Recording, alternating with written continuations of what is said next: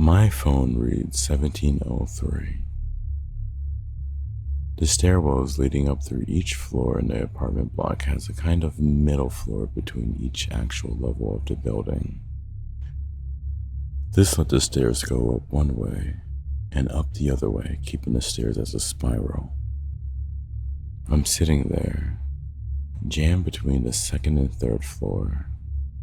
My boyfriend Aiden went upstairs to go do some chores for his dad. He doesn't mention me because he doesn't want his dad to know he's hanging out with me, so I hide downstairs.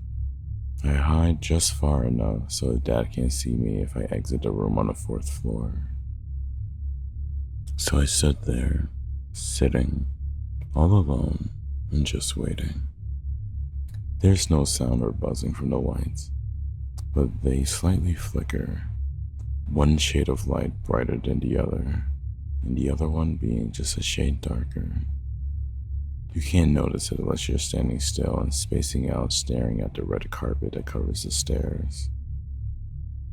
I put in headphones and turn on some shitty song I've heard a million times over to drown out the silence. I hate being alone, but I'm alone waiting for somebody that makes every day and every moment just perfect, so I do not mind. I'm not upset. I just hate waiting. I hate being alone, and I'm waiting alone at the stairs. The melody courses through my ears, giving me some instant relaxation. I look at the picture of me and Aiden together, hugging each other, and smile at the memory. Maybe we'll take more pictures today, and I could smile at more memories when I'm home, happy of a day we spent together again. I turn the phone off and on because I'm lazy, and I want to see the time in bigger numbers staring at me through my lock screen. 17:33. I take my backpack off my back and put it to the side of me. I don't know how much longer I'll have to wait, but the time passing too slow and I want to eat something and close my eyes. Dozing off isn't my plan, but after a ham sandwich and some water, my body has other plans and I black out with my back against the wall. I guess I was more tired than I thought from all the walking today. So I fall into a deep, dark, dreamless slumber. Up here, I heard somebody whispering something. The sudden noise woke me up. A habit I do because of a bad memory leads me to check if I'm awake. I push my thumb and my index finger far apart on my left hand and bite the space in between. It hurts, so I'm awake. The motion sensor turned off the light, but as soon as I move, the light flashes back on and blinds me for a second until I blinked my eyes. Nothing has changed. I'm still here alone, except for the voice I heard. Was it just in my head? I must have dozed off for a few minutes. I turn on my phone, quincing my eyes at the brightness of the light. 22:51. It's not only been a few minutes, but a couple of hours. I checked the time 5 or 6 times over to make sure I saw it right. I did. I can't help but notice that my phone battery hasn't gone down too much. I have no service here, so I'm not surprised I didn't get any missed calls from my mom being worried, but I am still surprised I'm still here. She probably would have called one of my friends who knew Aiden and gotten them to ask to check up on me. I get up, avoiding the feeling of pins and needles all over my legs, and make my way upstairs to head to Aiden's door. I'm not planning to enter, but if I go up and get some service, and if I go close enough, I can get his family Wi-Fi and use it to call my mom to come get me. As I go up one floor to what should be the third, I notice that my phone hasn't got any more reception. It's still on one bar, so I can't see any calls I might have gotten. Weird, I mumbled to nobody in particular. I head up to where the fourth floor should be, but it's not there.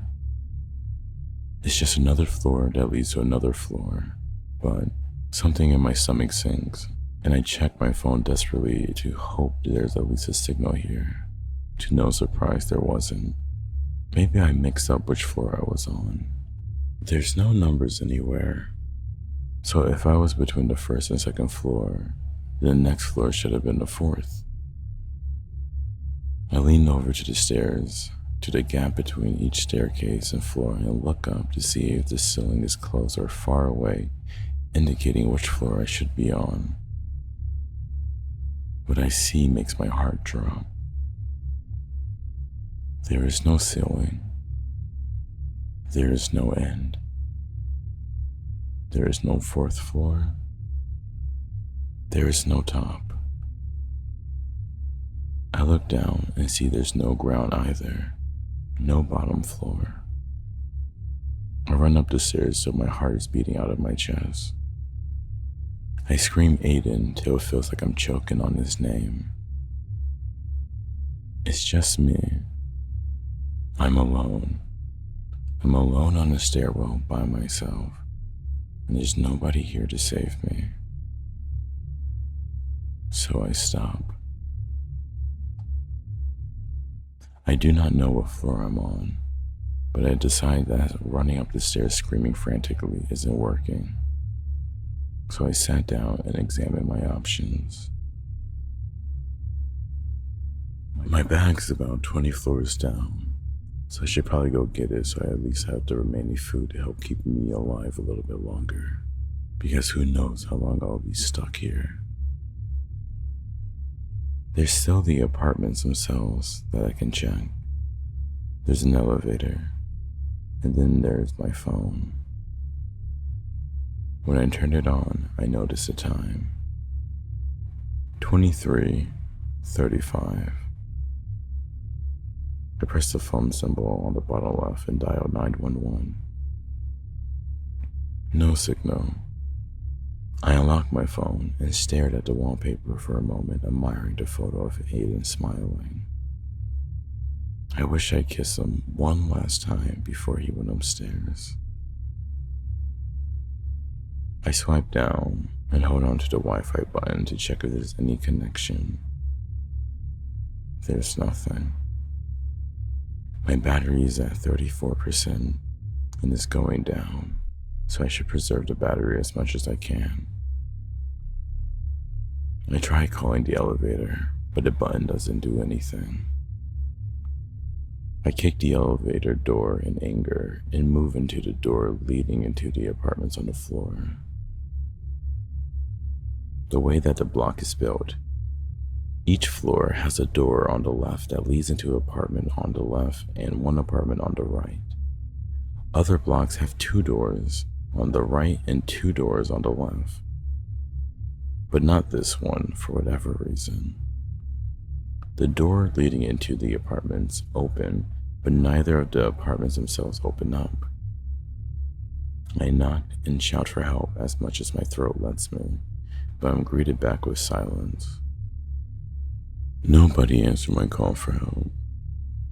It's just silent. Silent oblivion reminded me that I am all alone. I am alone. I turn my back to the door and I roll down against it. I break down and I cry. I'm sad. I'm scared. I'm angry. I'm confused. And I do not know what is happening. I cry and I cry till my body gives up, and I feel myself dozing off again. I blink and wipe the tears and check my phone. 24:02. Of course. My phone is on 28%. I cry more. I stand and punch the door as hard as I can. The wood doesn't break, but my skin does. My middle finger knuckle is red and bleeding. My ring finger knuckle is red and swollen. The others look only a slight bit red. I lean against the door and cry a little bit more while staring at my bleeding knuckles. I sat there for a while, until finally something changes. The motion sensor light goes off. I stand up and I go through the door into the stairwell. I've walked in and I've opened the door. The motion sensor should have turned back on, but it didn't. I stood there in the darkness. My face is covered in snot and tears. My knuckle bleeds small red drips into the matching carpet, becoming one with the floor. My stomach rumbles. I'm starving, but there is food in my bag. I reach for my bag, but my hand grabs at nothing. Shit. It's still downstairs. It's still around 20 floors down. I turned the flashlight on my phone on to make my way down the steps. I'm not running this time, so it takes a lot longer to get down there. I have no clear indicator as to if I'm on the same floor or not, so I'm hoping I'll just find my backpack and maybe try going down instead of up. Maybe that way I'll find some answers to where I'm at. When I'm 5 floors down, I suddenly hear something that makes me stop. Up here. It's the same fucking voice that woke me up when I dozed off. Maybe it's the thing that took me. Hello? I shout while looking up.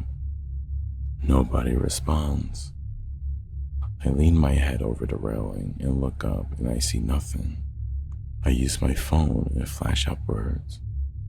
As soon as I do, I notice a pair of oily, long, black fingers pull away from the bar on the stairwell. It's only 1 floor above me. I pulled away and quietly walked down the stairs as fast as I can without making a sound.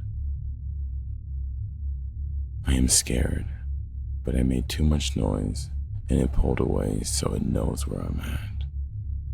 I need to get away without it knowing where I am, and I need to get to my backpack. Then I can hide behind one of the doors until the lights turn back on. If they ever turn back on. I am 15 floors lower than I was 5 minutes ago. I should be close to my bag. But as I turn the corner again to head down the stairs, I see my bag. And I see the figure looking through it. Long, inky, veiny limbs on all 4, holding up a thin, wiry frame. Its entire head is jammed into my bag, and it seems to be eating the contents of everything. My clothes, my water bottle, my food. As I shine my light over, and freeze in horror, it reacts to the light, pulling away into the darkness and taking his head out. It doesn't have a face. It's just a spiral of teeth. And staring at where its head should be, there's no end to the teeth. It just keeps spiraling indefinitely, deeper and deeper into a void. It screeches at me and runs downwards frantically on all 4, using the walls and floor like a spider running as fast as it can. I scream in terror and I stand still. My food is gone. That thing is below me. Something else is above me. And I don't know what to do. I'm hiding in the door on the very floor. I don't know what else has happened since, but the lights have turned on and off multiple times. I've seen shadows and eyes peering in at me, when the lights were off, but I'm not going to move, even if they're on, because there's nowhere else left for me to run.